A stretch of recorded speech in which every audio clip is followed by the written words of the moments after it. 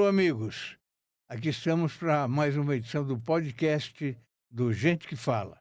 Hoje, com muito prazer, eu trouxe o manda-chuva do Centro do Professorado Paulista, que é o Alessandro Soares. Seja bem-vindo. Fausto, muito obrigado, bom dia a todos. Agradeço pelo convite, é uma honra participar aqui do podcast Gente que Fala. Falar de educação para mim é um prazer, me sinto de férias, é a coisa que eu mais gosto de falar, é de educação e do CPP, e o convite é para isso, então aqui podemos passar o dia falando. Alessandro, você tem uma história uma história de vida muito bonita, né? Mas você é professor, advogado, pedagogo e diretor-geral administrativo do Centro do Professorado Paulista. Em uma entidade de quantos anos? Quase centenária. Esse ano completa 96 anos a entidade 96 e eu anos. completo 30 anos de trabalho lá. Comecei muito jovem no CPP, eu comecei com o professor Solon Borges dos Reis. Sim, eu conheci pessoalmente. Professor Solon Borges, É. que ocupou um protagonismo muito grande na educação. Uma pessoa que inspira todos os educadores, principalmente na década de 80, E 90. era uma pessoa super agradável. Era um intelectual. O professor Solon era um intelectual. Ele ocupou por 40 anos a cadeira de presidente do CPP e foi um político também muito bem sucedido, né? Porque ele foi deputado federal, deputado estadual. Da Constituinte, né? Da Constituinte. Inclusive, em 88, ele foi o revisor da Constituição Federal, em que tratava dos artigos de educação. Mas o que me chamou a atenção aqui no bastidor aqui, quando você chegou, você entrou no Centro do Professorado Paulista como motorista. Como motorista. Que ano foi isso? 97. 97. 97 eu entrei no CPP. Na verdade, eu buscava doação de livros. Na década de 90, os professores eram os professores que vinham da década de 60, 70, Sim. todos muito intelectuais. Sim, E eles tinham verdadeiras bibliotecas em casa. sim. E eles doavam essas bibliotecas para o Instituto Sudmenuti, que é um instituto que o CPP mantém até hoje. Então eu ia na casa desses professores buscar esses livros. E a gente tem um acervo muito grande de livros no CPP, oriundo dessas doações que eu fui buscar. Sim. Você nasceu onde? Só aqui da capital de São Paulo, aqui da capital. Nasceu em São Paulo? São Paulo. Maternidade, não? Maternidade. Qual é a maternidade que você nasceu? Agora você me pegou, eu acho... Não, você não lembra, é isso? Não lembro, eu era muito pequeno. Tá bom, não tem problema nenhum. O Centro do Professorado Paulista é uma entidade muito forte, sempre foi, né? E, pelo visto, agora está tendo uma nova dimensão com a sua administração. Vamos falar um pouquinho sobre o centro? Vamos. Tem uma nova dimensão, mas o propósito não mudou. O propósito é o mesmo, é defender os interesses da categoria, é defender os interesses dos professores. O CPP nasce do sonho do professor de ter seus direitos garantidos, né? Desde de garantias de piso salarial, o seu direito de exercer uma autoridade dentro de sala de aula, coisa que foi se perdendo ao tempo. Então, essa representatividade, de fato, essa configuração, ela mudou com o passar do tempo. A sociedade mudou nos últimos 95 anos. E o CPP está tentando, e nós vamos alcançar esse enquadramento de enxergar a sociedade como ela é, trazer o professor de novo para ocupar o protagonismo que E eles são os heróis, né? São os heróis. No Brasil, de fato, os professores são heróis. Eles são... Professor aqui é de vocação, porque o reconhecimento, a atividade do magistério é muito pouco por parte do poder público. E há quantos anos você já está em cargos diferentes no centro? Durante esses quase 30 anos... Como é que foi essa passagem de motorista para dentro do centro? Para eu chegar como diretor-geral, vontade de melhorar de vida, vontade de crescer. Serve de exemplo para muita gente. Quer dizer, a pessoa quando quer, vai em frente e sobe. A vida é assim mesmo. Depende muito de cada pessoa. Apenas precisa ter vontade de vencer. como é o caso aqui do Alessandro E Soares. propósito, né? Propósito de vida. Eu nunca me conformei em ficar estagnado. Eu sempre quis dar um passo à frente. E dentro da minha jornada dentro do CPP, que se diga de passagem, é meu segundo emprego. Eu ainda venho da geração do office boy. Eu comecei a trabalhar dos 12 para os 13 anos na Câmara Municipal de Vereadores, com o vereador Paulo Kobayashi. Paulo Kobayashi, também conheci muito bem. Paulo Kobayashi, eu comecei a trabalhar lá. Foi o Kobayashi que me empregou no CPP, no Centro de Professorado. Por que teve essa junção? Ele era professor. Ele era professor, o Kobayashi. O Kobayashi, ele de vereador, ele se elegeu deputado estadual. Isso. Então eu saio da Câmara e vou para a Assembleia Legislativa. No passados 4 anos, ele sai candidato a deputado federal e se elege também. E ele não tinha como levar toda a equipe dele de São Paulo para Brasília. Claro, ele tinha uma equipe em Brasília e tal. E o professor Solon Borges era muito amigo do Paulo. Eles eram... Aliás, o Paulo Kobayashi é um dos fundadores do Objetivo, do Colégio Objetivo. O Kobayashi me indica para eu trabalhar no CPP. Eu tinha, se não me falha a memória, 19 anos de idade. 18 para 19 anos, né? E desde então estou no CPP e fui construindo essa trajetória. Fui construindo até chegar hoje no cargo que eu ocupo. A vaga que tinha quando você foi era de motorista. Era a vaga que tinha. Aí você eu acho que disse, eu topo. eu topo. Eu acho que eu também nem reunia condições para ocupar um cargo melhor, né? Eu era muito jovem, eu estava ainda estudando. Sim. Eu ainda não tinha cursado a faculdade de Direito, né? Inclusive, quem me incentivou muito a fazer o curso de Direito foi o professor Solon. Você falou em 2 pessoas maravilhosas, então, que te ajudaram, né? Que é o Paulo Kobayashi e o Solon Borges dos Reis. São minhas Você deu inspirações. sorte nisso. São minhas inspirações. Você deu sorte nisso. São minhas inspirações porque eu acompanhei muito de perto o trabalho que eles desenvolveram em prol da educação. Eu era amigo dos dois. Há quanto tempo existe o Centro do Professorado Paulista, Alessandro? Completa 96 anos esse ano. Agora, em abril, quase uma entidade quase centenária. Eu creio, a gente está fazendo um levantamento, eu creio que, inclusive, é a entidade mais antiga da América Latina. Inclusive, é mais velha que a OAB. Você está prevendo alguma festividade que marque por 100 anos? Sim.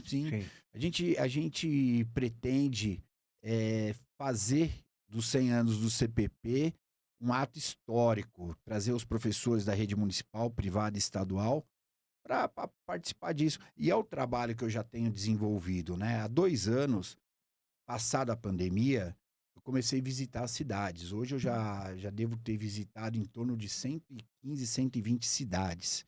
E todas as cidades, não é que eu fui uma vez, eu já fui umas 3 vezes. E eu costumo dizer que, assim, eu estou retomando as raízes do CPP. Eu estou indo para dentro da escola, estou conversando com o diretor, estou conversando com os professores. Hoje eu converso com secretários de educação, prefeitos. Eu tenho apresentado o CPP como um parceiro aliado da gestão pública. Até porque o CPP não é sindicato. Isso é muito bom a gente deixar claro. O CPP é uma entidade de classe que representa os professores da rede estadual, municipal e privada. Ou seja, nós não temos viés político, né? A nossa ideia é o quê? O que é bom para o professor, o CPP apoia. Se não é bom, o CPP é contrário. E se é contrário e houver medida judicial, a gente ingressa com a ação. Aliás, é importante destacar aqui que as principais ações judiciais que foram ganhas em favor dos professores da rede estadual foram ganhas pelo CPP. Nós temos um corpo jurídico extremamente competente.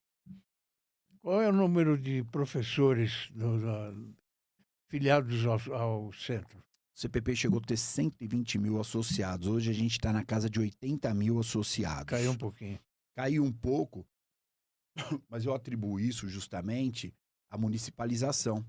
Por isso que hoje eu faço um trabalho de aproximação entre prefeitura e CPP. O primeiro passo meu é ir às prefeituras, converso com o prefeito, mostro o tamanho do CPP. O CPP é extremamente conhecido no interior. Só que quando você chega na cidade, por exemplo, Tupã, o prefeito conhece o CPP de Tupã. Quando eu apresento o vídeo institucional do CPP e mostro o que o CPP é, eles ficam maravilhados. Então eu mostro para o prefeito, eu mostro para o secretário da Educação que o CPP é uma possibilidade de oferecer para o professor benefício. São 8 colônias de férias que o CPP possui hoje, aproximadamente 50 clubes. Nós temos uma unidade paulista, que é uma espécie de um hotel que recebe professor que vem do interior. Tudo assim com preços extremamente acessíveis, né? Então eu tenho mostrado isso. Não sei se eu mencionei, são quase 50 clubes, são 86 sedes regionais. Então o CPP, ele é benefício. E a nossa ideia é o quê? A nossa ideia é aproximar o professor da rede municipal para o CPP para poder usar todos os benefícios que o CPP tem. Porque além desse trabalho, a gente tem outras coisas. A gente tem plano de saúde, por exemplo. A gente tem um departamento médico, além do departamento jurídico. Hoje o CPP está muito atento com as questões que têm acontecido com os professores. Uma das maiores mazelas que tem na educação hoje é a violência que o professor sofre. Eu ia conversar com você sobre isso. É a violência. É. É violência física e é violência psicológica. Isso. Né? Então o CPP, quando eu comecei a viajar, comecei a escutar os professores, a primeira providência que nós tomamos, eu conversei com o nosso professor, com o nosso presidente, eu quero inclusive mandar um abraço para ele, o professor Silvio dos Santos, nosso presidente, tem feito uma gestão assim excepcional em prol dos professores. Grande abraço, professor Silvio. Foi criar um departamento jurídico, a gente contratou um escritório especializado na parte processual civil e criminal para poder dar esse suporte para o professor que sofre violência dentro da escola. Eu tive muitos relatos, viu, Fausto, de professores que foi agredido e não deu em nada. Por que não deu em nada? Porque ele não reunia condições de contratar um advogado para poder tocar o inquérito dele, por exemplo, o inquérito policial. E depois desse inquérito concluído, poder ter uma denúncia, uma queixa-crime, né, responsabilizar a família do menor, certo? Bem como entrar com uma ação civil pedindo uma reparação de dano moral. Hoje o CPP oferece isso para os seus professores. Então, você, professor, que ainda não é associado ao CPP, se associe, que esse respaldo a gente dá. Nessas andanças suas aí que você falou, quais são as maiores reclamações dos professores? Fausto, são várias. São várias. Eu poderia aqui enumerar várias, né? E acaba acarretando numa situação que é o agravamento da saúde mental do professor. Mas como que o professor chega até aqui? É a violência, tá certo? Violência física, violência psicológica. É a família que hoje resolveu eleger o professor como seu maior inimigo. Não é raro pais de alunos e agredir professor, tá certo? Infelizmente é isso mesmo. São as condições arquitetônicas de escola.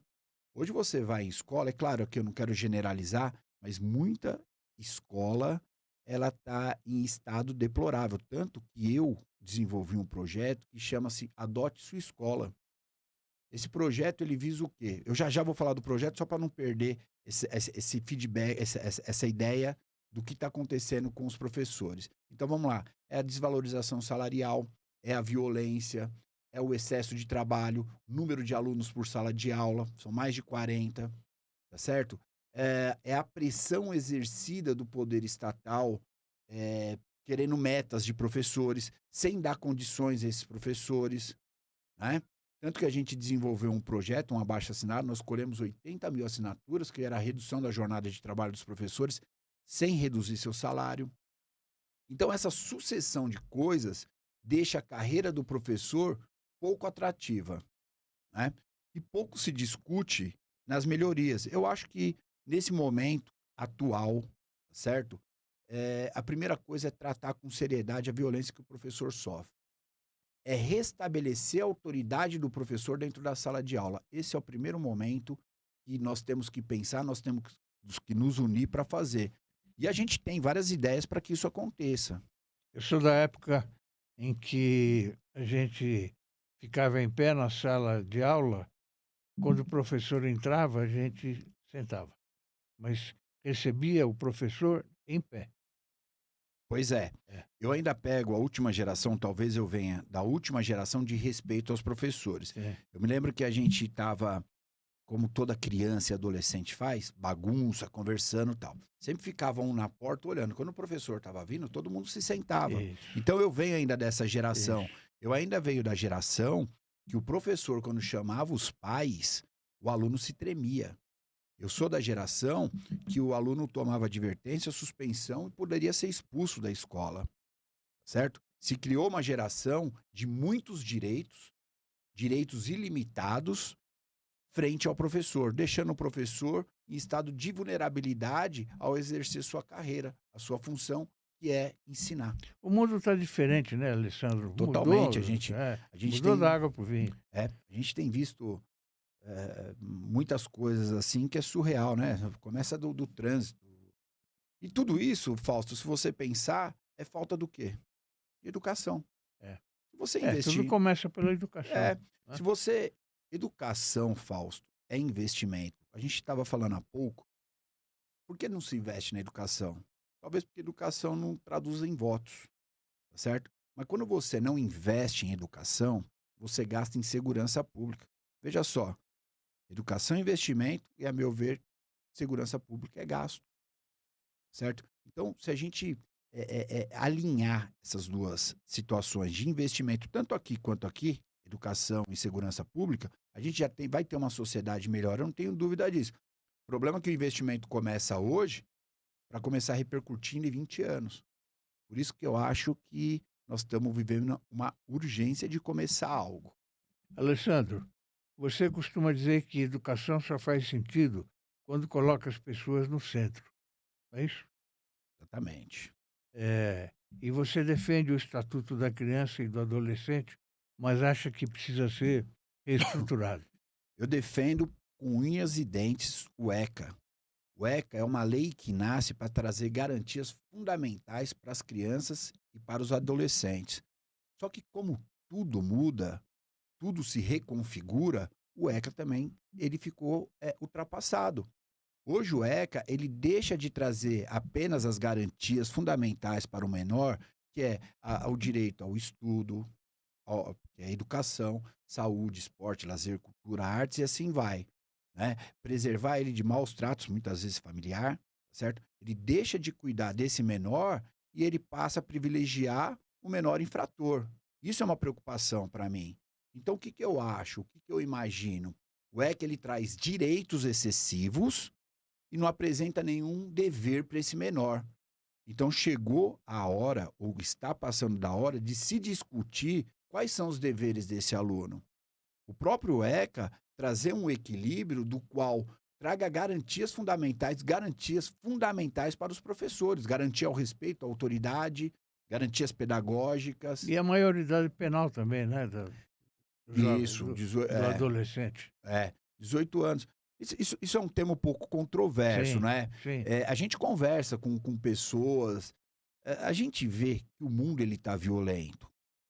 Eu não sei exatamente, Fausto, eu não reúno condições de dizer se a maioridade com 18 ela é adequada ou se for 16 ficaria melhor.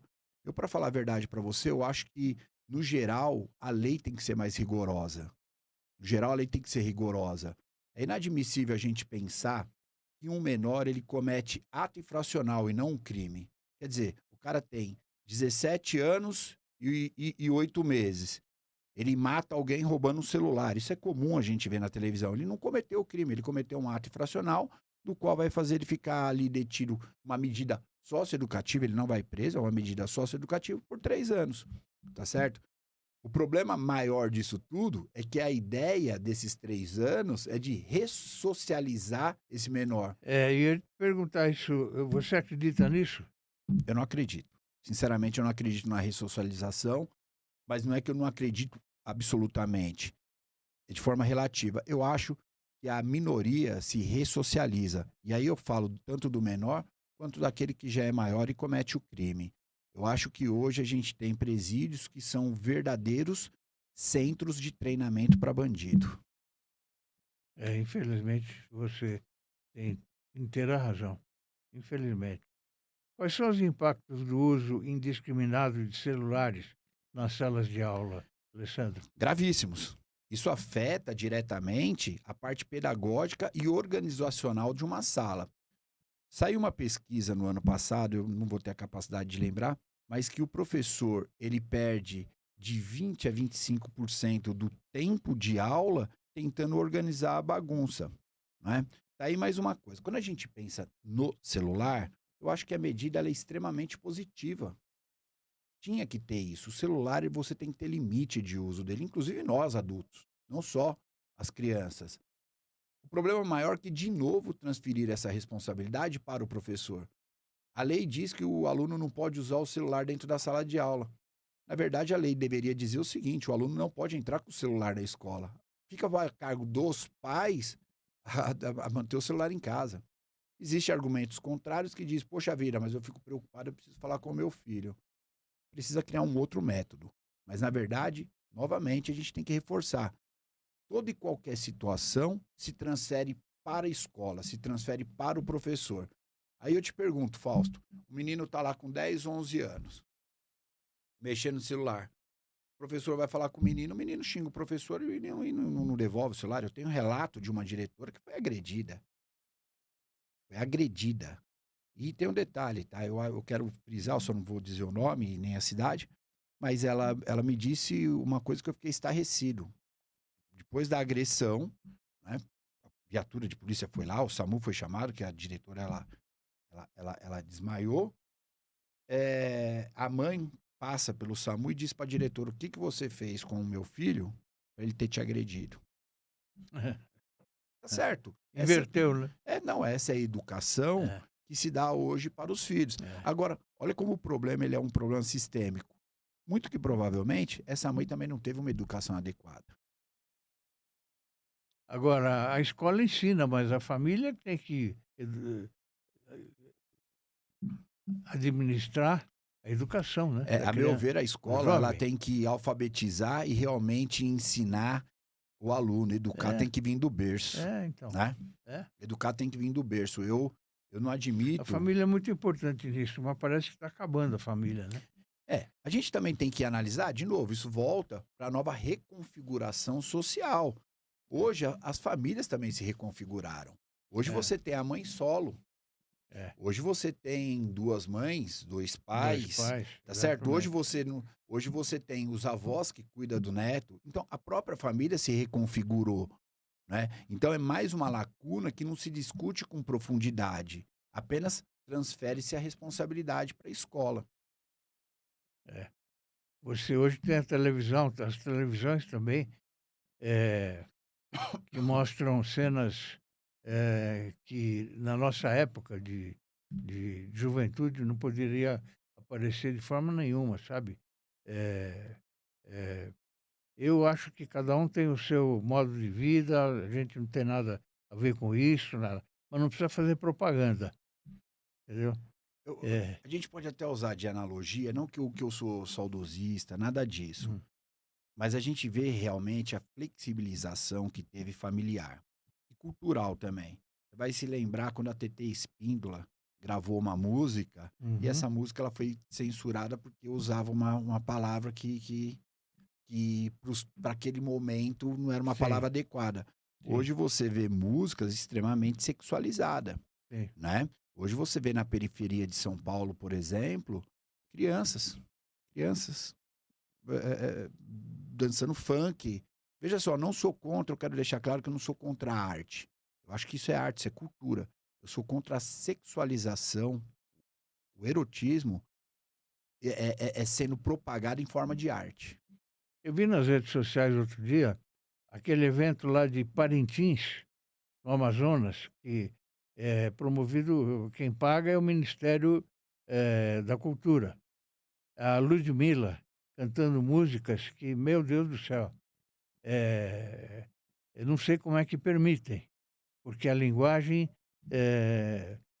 falando só sobre sexo o tempo inteiro, né? Tá tudo muito... E você sabe qual é a posição dela, né? Então, e o pessoal aplaudindo e tal, mudou totalmente. O evento tão bonito que era de Parintins, sempre foi, desde a minha época de juventude, sabe? Você tem razão, Fausto. Mudou, é o que eu tô te falando. O mundo mudou e a gente são as gerações que estão se transformando, e eu acho que o poder público acaba interferindo em coisas muito menos importantes do que o desenvolvimento da sociedade, né? Eu acho que eles estão muito presos em outras situações, das quais vale nem a pena mencionar aqui, e problemas como, por exemplo, a melhoria da educação. Se você comparar um país desenvolvido, um país de primeiro mundo, se você vê o investimento que tá certo? Num país desenvolvido, ele é praticamente parecido com o investimento daqui. Hoje, o aluno da iniciativa privada, ele custa mais barato do que um aluno da iniciativa pública. E olha a entrega do ensino da pública para a privada, tá certo? Então, assim, tem alguma coisa que faz com que a conta não feche. Tem alguma coisa que faz com que a conta não feche. Por isso, minha insistência em falar com os professores, porque eu acho que para que haja alguma mudança efetiva, há a necessidade da união, há a necessidade da categoria conversar, da categoria sentar e falar: olha, não é possível, né? Eu vou retomar um pouquinho uma coisa que eu queria citar antes. O governo federal acaba de reajustar o piso salarial em 0,37%, o que equivale a R$ 18. Isso é uma vergonha. O É, professor ele já ganha pouco. é, O professor ele já ganha é. pouco, né? E quando Já dizia o Chico Anísio, né? o Salário, salário ó. ó, né? Então o professor ele já ganha pouco historicamente falando. Já não tem a valorização que deveria ter. E quando vem uma proposta de um reajuste dessa natureza, chega a ser vergonhoso. Chega a ser vergonhoso. Você falou aí sobre um projeto de adoção das escolas. Como é que seria isso? Ah, esse é um projeto muito legal que a gente desenvolveu em parceria com um grande amigo que eu também quero mandar um abraço aqui, o doutor Evandro Pelarim. Ele é juiz da Vara da Infância e Juventude de São José do Rio Preto. Sim. Virou um grande amigo meu. Ele desenvolveu um projeto de boas práticas nas escolas, né? Chama Raccione. Raccione. É muito legal. Esse projeto consiste em pegar os alunos, né? Começou pela Escola Nova Esperança, que fica na zona norte de São José do Rio Preto, uma região bem periférica. Pega essas crianças, leva na Polícia Militar, na Polícia Ambiental, e mostra todo o meio ambiente, as questões climáticas, tal. E essas crianças, elas têm acesso, uma parceria com o Outback, se não me falha a memória, que alimenta essas crianças. No final, eles passam o dia ali tendo aulas de meio ambiente. Esse projeto, inclusive, ganhou no Conselho Nacional de Justiça o prêmio em segundo lugar de melhor prática nas escolas, liderada pelo doutor Evandro Pelarim. E, através disso, eu comecei a ir nas escolas. Ele: Alessandro, vai tal escola, vai conhecer. Alessandro, vai tal, vai ali conhecer. Eu fui conhecendo, a gente foi estreitando um laço. Aí, um dia, eu vi uma escola lá. Falei: poxa, doutor, a gente precisa ajudar essa escola. Carteira quebrada, não sei o quê. A gente poderia tentar mobilizar os pais. Por exemplo, quem que é o marceneiro? Vem aqui, você que é marceneiro. A gente vai arrumar um investidor aqui para poder arrumar essa carteira. Você que é pintor, vem aqui, vamos pintar a escola e tal. E a gente vai atrás de quem acredita no projeto para doar o material.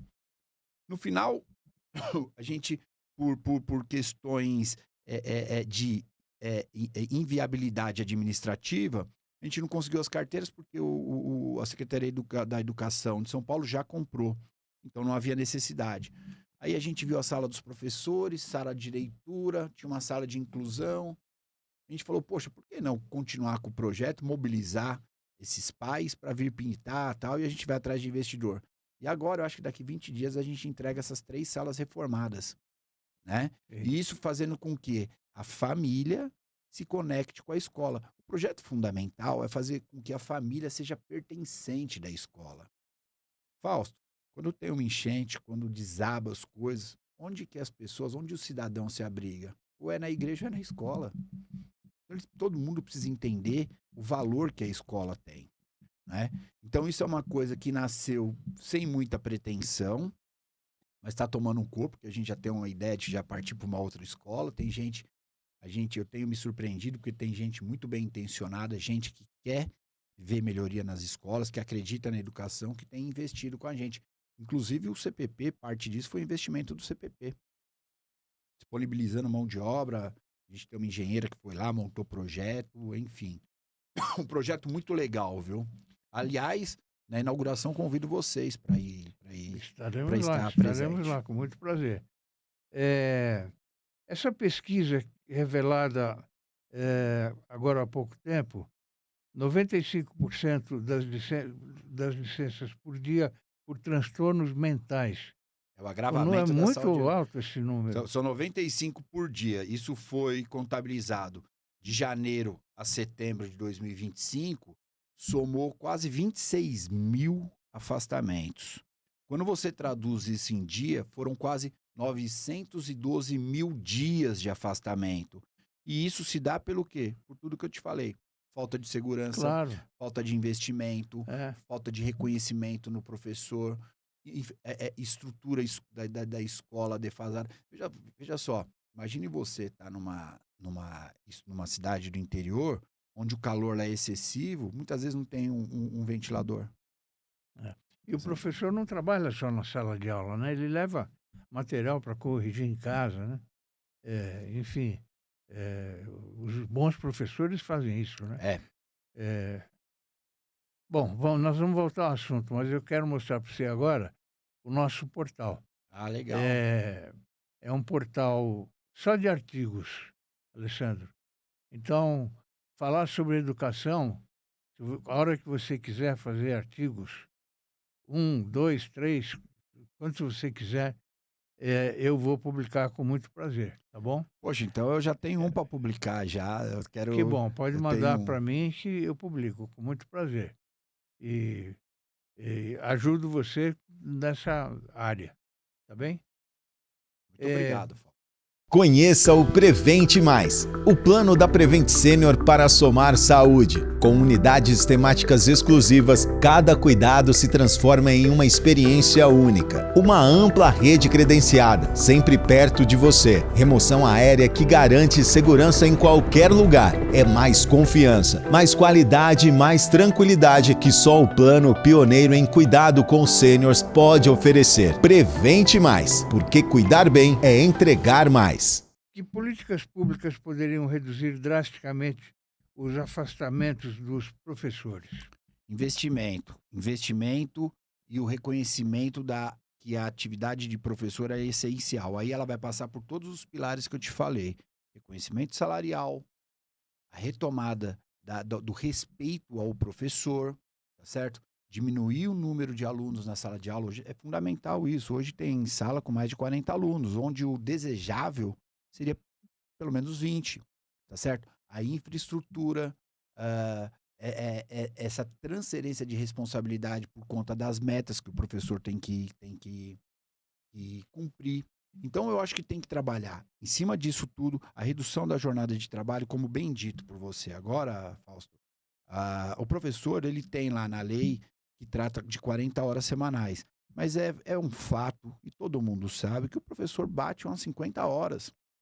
Isso porque é insuficiente essas 40 horas para ele tratar de todos os temas que ele tem que tratar. Então, parte disso é em sala de aula, tá certo? A outra parte disso é o chamado atividade extra-sala.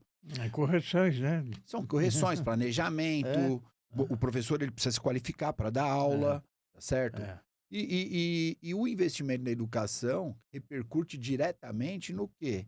No aluno. Quem que é o aluno? É a criança que é o futuro do país. Então, eu acho... Agora, eu também eu não quero ser leviano, tá certo? De só apontar coisas ruins. Porque a gente vê também muitos programas oferecidos que são bacanas. Por exemplo, tem um programa Alfabetiza que também ganhou prêmios, é do governo do estado. A gente vê muita coisa bacana e muitas vezes elas também não são divulgadas. Mas só isso não é suficiente para você fazer uma educação melhor. De fato, eu tenho a convicção que precisa melhorar as condições de um professor.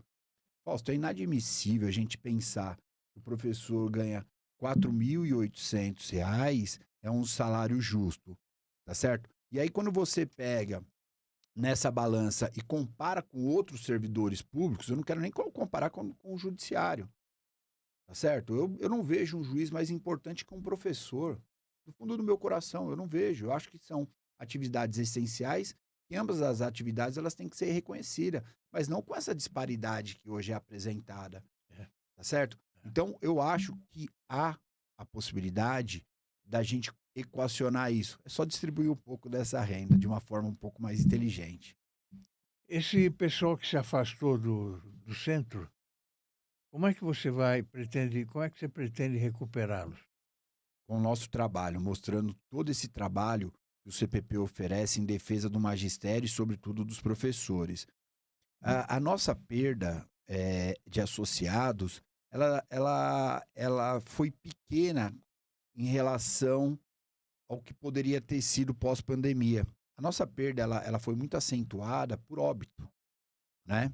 Então, essa recomposição que hoje a gente busca no interior, de trazer os professores da rede municipal, ela tem sido importante e tem se mostrado eficaz, né? Porque quando você está ali conversando, mostrando, apresentando, aliás, eu não sei nem se é possível mostrar para o seu telespectador um vídeo institucional de 3 minutos do CPP, eu tenho ele aqui fácil, que mostra o tamanho do CPP e o que é o CPP e o que o CPP ao longo da história representa para os professores. Sim. Manda esse vídeo para mim. Mando, claro. Há espaço, inclusive, no nosso portal, para mostrar Eu para encaminho. o pessoal, viu? Pode mandar para mim. Bom, você sabe, professores continuam ganhando pouco. Tem alguma previsão de aumento salarial para eles? O piso salarial foi, o piso salarial foi agora dado pelo presidente de 0,37. Que coisa, hein? É um absurdo, mas foi o que foi divulgado. Eu li recentemente que eles iriam tentar uma medida provisória para pelo menos compor a inflação, que foi de quase 5%, 4,68%. Mas ainda assim, é infinitamente pouco.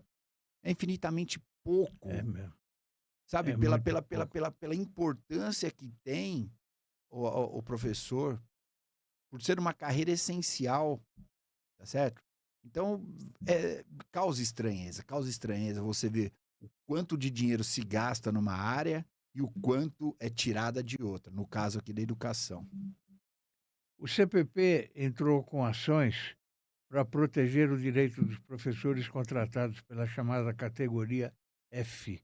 O que é isso? Essa ação é um afastamento que é de um artigo 202. A gente tem outras demandas também em favor do categoria F. O que é o categoria F? É o chamado, eles não são temporários, mas eles não são concursados. Em algum momento da lei, eles foram incorporados no quadro funcional da educação, tá certo? Pelo tempo, se não me falha a memória, era pela Lei 500, né? Ele foi incorporado isso como funcionário, só que ele não tinha todos os direitos que o concursado tinha. Um dos direitos era o afastamento sem remuneração, para tratar de interesses pessoais, né?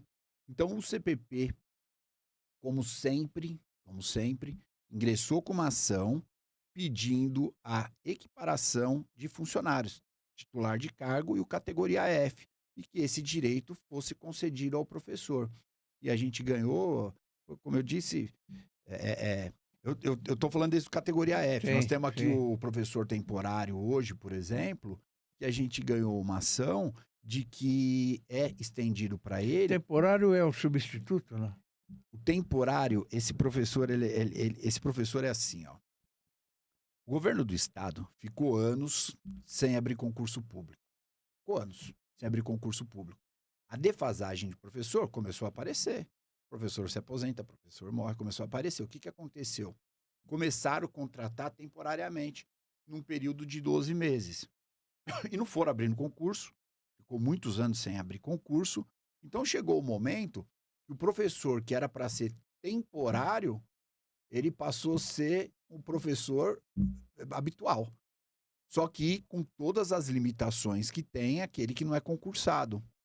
Isso é uma ação que, para mim, serviu para desmobilizar a categoria. Porque quando você contrata alguém temporário, esse alguém, por exemplo, não pode participar de uma manifestação que ele perde o contrato dele. Tá certo? Por exemplo, teve uma situação de professores que foram afastados, entendeu? Professores temporários por apresentação de atestado médico. E não tem segurança nenhuma também. Pode perder emprego a qualquer hora. Zero de segurança. E nós chegamos a bater a marca, se não me falha a memória, de quase 50 mil professores temporários. Isso é um absurdo. Tanto é um absurdo que logo que o governador Tarcísio ele assumiu, o secretário de Educação ele abriu o concurso e ele chamou 15 mil professores. Abriu o concurso e tal. Ele chamou, só que o déficit já era de 50 mil, tá certo? O Ministério Público entrou com uma ação civil pública, do qual o CPP configura como assistente nessa ação civil, para que obrigasse o governo do estado a compor os outros 35 mil que estava faltando, porque o déficit já era muito maior. Porque, assim, a temporária, a Constituição diz que é na urgência, na emergência você contrata. Por exemplo, a calamidade pública, você pega o contratado e contrata como temporário. No caso aqui, não tem nada que justifique, tem que abrir concurso, né? Mas é isso. A gente estava falando dessa ação do categoria F, mas tem também a licença gestante para os temporários, coisas que eles não tinham direito. Hoje eles têm direito a licença gestante de 180 dias, né? São 180 dias. A outra ação que eu acho sensacional é para aquela mãe temporária que tem o filho prematuro, que começa a contar a licença dele. Hoje não, o CPP ganhou uma ação que a licença começa a contar a partir da alta do bebê. Então, se o bebê ficar ali 2 meses internado, ela tá ali, tá computando e só vai contar a licença dela a partir da alta. Uma outra ação muito bacana que o CPP ganhou é a redução da jornada de trabalho para professores que têm filho com espectro autista, justamente para possibilitar esse professor acompanhar o filho nas consultas médicas. A gente sabe que tem um tratamento especial, tanto mãe quanto pai. Então, assim, você vê que o CPP ele é extremamente atuante com causas sensíveis à natureza humana. Importantíssimas. Muito importante. A lei conhecida como Descongela Já foi sancionada pelo presidente Lula recentemente, né? Com isso, os estados e municípios devem pagar de maneira retroativa os direitos dos servidores públicos acumulados durante a pandemia da Covid-19. Posso fazer uma pequena correção, Fausto? Sim, claro. Mais uma pequena fraude do governo federal. Porque eles não devem pagar, eles pagam se eles puderem. Sim. Se houver disposição orçamentária. Tanto que nós estamos pensando já em alguma medida para poder obrigar. Mas a lei em si, que foi elaborada por uma deputada de Roraima, se não me falha a memória, qual que era o nome da deputada? Dorinha Seabra, né? Ela elaborou esse projeto de lei, conseguiu sancionar, não é só para o professor, é para todos os funcionários públicos, o qual é uma injustiça na pandemia, principalmente professor, médico, não sei, trabalhou, só que para todos os fins de gratificação, aposentadoria, tá tudo suspenso. Então vem o Descongela e a lei diz que os estados e municípios que dispuserem de orçamento, claro, tem que pagar o retroativo. Como isso vai ser, eu ainda não tenho certeza, porque isso é bem recente. O CPP lançou uma campanha no ano passado que propôs reduzir a jornada docente de 40 para 30 horas. Que pé está isso aí? Bom, a gente conseguiu, isso nasce de uma iniciativa nossa, né, de tentar melhorar um pouco as condições do professor. A gente entende que o professor, como tem a jornada excessiva, a gente acha que 30 horas seria extremamente plausível do professor ter, inclusive já tem município que aplica isso, sem reduzir a jornada de trabalho. Isso seria uma forma de valorizar a hora-aula do professor, tá certo? Na ocasião, número, eu sou um pouco esquecido, mas hoje o professor ele ganha em torno de R$ 24,33 por hora-aula. Se a gente consegue reduzir essa jornada para 30, ele passa a ganhar quase R$ 34, o que seria já uma valorização ínfima, mas positiva. né? Nós conseguimos colher quase 80 mil assinaturas, deu 79 mil e poucas assinaturas em 90 dias de campanha, né? Essas assinaturas elas foram online e agora o que a gente precisa? Encontrar um deputado que se sensibilize à causa para levar isso para a comissão de educação e a gente tentar pôr isso em pauta. Só que eu acredito que isso ainda não é o momento da gente fazer. A gente continua mobilizando a categoria para esse fim. Mas eu acredito que isso ainda por ser um ano eleitoral, eu não queria queimar isso. Eu gostaria que passasse as eleições, tudo, para a gente buscar candidatos eleitos, engajados na causa da educação, para poder trabalhar em cima desse projeto. Perfeito, perfeito. Em sua trajetória no CPP, você visitou diversas escolas, como você já disse, né? Que tipo de projeto pedagógico mais chamou sua atenção nessas visitas? Esses projetos de boas práticas. Aí, ó. É. Essa aqui mesmo. Essa aqui, ó, é de um colégio que é o Alzira Hollenberg, né? Esse projeto é para restabelecer esse córrego que chama Piedadinha, né? Ele estava em situação de abandono. Então, cadê aqui? Deixa eu achar. Professora Sandra, essa aqui, ó, ela começou esse projeto de limpeza, ela leva os alunos, eles vão lá, limpam, e eles começaram isso. A mobilização fez com que a prefeitura se sensibilizasse e começasse a fazer uma reforma. Começou lá pela Nascente. Esse é um projeto muito legal, né? Que lugar, né? São José do Rio Preto. São José do Rio Preto, zona norte de São José do Rio Preto. Calorão danado, né? Bem quente lá. Sempre, Deu até saudade dessa meninada aí, ó. Você tem viajado muito, né? Muito. Hoje mesmo, amanhã às 4 da manhã, tô indo para São José do Rio Preto, a gente retoma nossas visitas. Eu foquei no Noroeste Paulista. Como é que você é recebido? Muito bem. Muito bem. Graças a Deus, eu tenho feito grandes amigos no interior, a exemplo do doutor Evandro, muitos prefeitos que abraçaram nossa causa, né? Eu poderia aqui, eu não vou citar nomes, senão vou esquecer, vai ser injusto, mas eu diria para você, Fausto, que não me lembro de ter tido alguma rejeição. Quando eu sento para conversar sobre CPP, que eu apresento o CPP e eles mostram o vídeo institucional, tudo mais, eles abrem as portas para mim. Isso, para mim, é muito gratificante, porque eu vejo que é possível. São pequenos gestos. Tem muita gente de boa índole, viu? Muita gente de boa índole, muita gente que quer um país melhor, que investe na educação. Quando a gente fala em nível de estado, é uma coisa, mas quando você fala de nível municipal, as prefeituras, elas estão indo muito bem. Qual é o projeto seu que, se emplacar, vai deixar você muito feliz? A redução da jornada. A redução da jornada seria uma realização de um sonho, e eu acho que um outro que eu estou terminando de desenvolver, mas eu posso aqui falar um pouco sobre ele, é equilibrar um pouco os direitos excessivos do que tem o menor e a criança e o adolescente, equiparar esses direitos e trazer um pouco de dever para eles, levando direitos para professor. Eu imputo ser uma coisa extremamente importante, inclusive, para dar melhor condição para o professor de poder trabalhar. Então, a redução da jornada e o equilíbrio do ECA, levando direitos para dentro do ECA para professores, isso para mim seria uma realização de um sonho. Poderia fazer minha passagem tranquilamente se eu conseguisse isso. Você tem algum medo? Vários.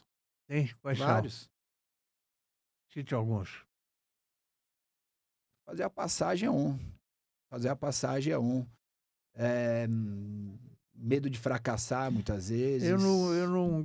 Incrível, né? Eu não tenho medo disso, não.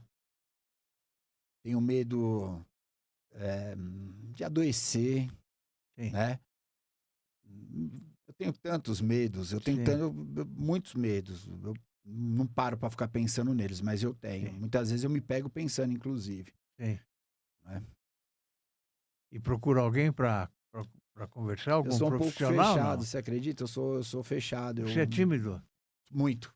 É. Por incrível que pareça, eu sou muito tímido. É. Eu luto com a timidez. Eu comecei esses encontros, eu costumo dizer, o primeiro encontro que eu fiz com professores, tinha 6 professores.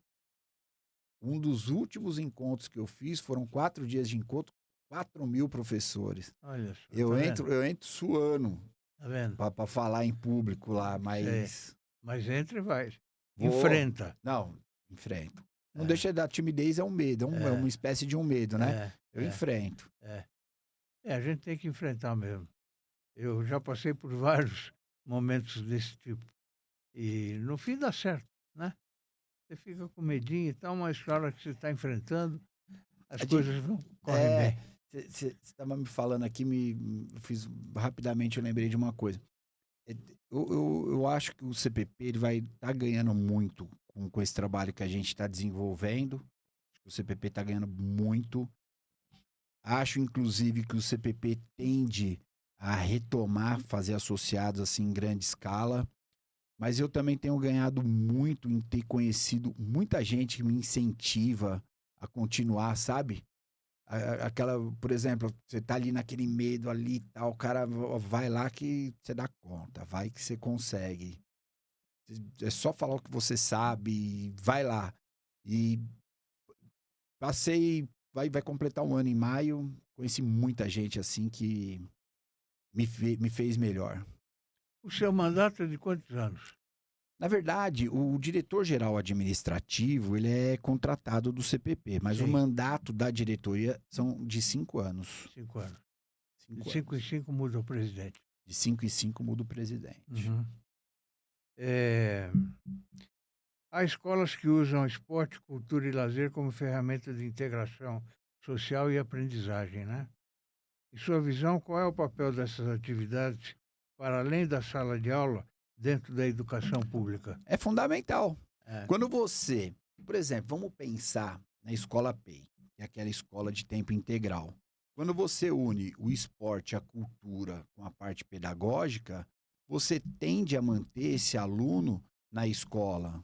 A evasão diminui, tá certo? Hoje você tem um modelo de escola PEI que é destinado a 7 horas para questões pedagógicas. Ao passo que, no meu entendimento, isso tem que ser dividido. Cultura, arte, esporte e parte pedagógica. E tanto isso é verdade que tem uma escola que, eu infelizmente não vou lembrar o nome, eles participam de um coral, né, que a gente faz, que eles ganharam o prêmio, se eu não estou tentando lembrar o nome da escola. Eles ganharam, e eu fui conhecer essa escola. Né? E a escola lá é municipal e une tudo isso. Esporte, cultura e parte pedagógica. Olha. E a família é integrada. E essa escola fica no Capão Redondo. Aí depende muito do diretor, né? Da escola. Realmente. O diretor, ele é fundamental. O diretor, quando é bom, as coisas acontecem, né? O diretor, ele é fundamental. Eu tenho uma irmã que tem 95 anos. Ela é professora e participou do ensino municipal desde o comecinho. Foi uma das primeiras diretoras de escolas municipais, né? E ela fala muito em apadrinhamento de escolas. Seria um projeto maravilhoso e tal. Você falou nisso agora há pouco. Né? Isso é importante. Qual é a sua visão sobre o novo ensino médio? Eu acho que como todo modelo que tem, Fausto, ele tem que ser melhorado. Não é? Eu acho que tem que ter coisas mais específicas para cada característica de aluno, para cada segmento. Então, novamente, as coisas elas são trazidas, elas são impostas, mas muitas vezes elas não são esmiuçadas por profissionais que deveriam estar tratando disso. Alexandre, você tem algum hobby, não? Eu tenho. Qual é? Eu gosto de carro antigo. Carro antigo? Eu gosto de carro antigo. Eu tenho um Fusquinha velho lá. Ah, Fusquinha? Bom, quem não teve Fusquinha, né? Eu fui num determinado momento de Fusquinha até Montevidéu. Montevidéu de De Fusca. Fusquinha. Você vê, meu pai teve, nós somos em 4, né? Então, a família era em 6, cabia 6 pessoas dentro do Fusca. Hoje praticamente só cabe eu dentro do meu. Ninguém consegue sentar dentro. Tá certo. Mas o Fusquinha, seu que ano é? 96, é um Itamar. Ah, 96, já esse novo Fusca aí, É né? o Itamar, é Ah, o último modelo. Não, o meu era aquele antigo. Era antigão, mas É. mas na época que você tinha o seu, ele era novo, né? Exatamente, exatamente. Alessandro, foi um prazer enorme conhecer você, agradecer a sua presença aqui no nosso podcast e estamos à disposição. A hora que você quiser falar para alguém, você pode nos procurar, pede para a sua assessoria nos procurar, que vamos recebê-lo de novo com muito prazer. Fausto, se tem alguém a agradecer aqui alguma coisa, se alguém sou eu, de ter a oportunidade de poder falar de educação, onde é um tema que a gente vê que não é tão abordado como deveria ser. Ele é abordado, mas muito menos do que ele deveria ser. E programa como o seu faz com que a gente convide as pessoas à reflexão. Muitas vezes o pai de um aluno ali que questiona uma ação do professor e tal, pode repensar como ele está agindo junto à escola. E quando a família entender que ela é fundamental para o fortalecimento da escola, esse talvez seja o primeiro passo da evolução da educação. Mas a família precisa entender que ela tem que estar integrada, ela tem que estar junto e ela tem que estar conectada junto aos professores e a todos os profissionais da educação. A violência não leva ninguém a lugar nenhum. Vamos torcer para que tudo isso aconteça. Amém. Aos nossos amigos espectadores, o meu muito obrigado pela audiência e até amanhã, se Deus quiser. Um abraço. Obrigado.